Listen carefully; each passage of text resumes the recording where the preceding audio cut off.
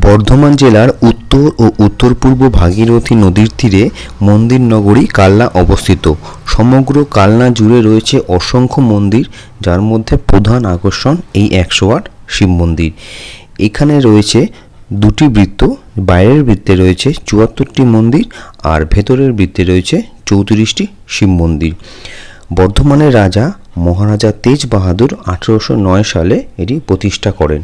রাজা তেজ বাহাদুর ছিলেন শিব ভক্ত।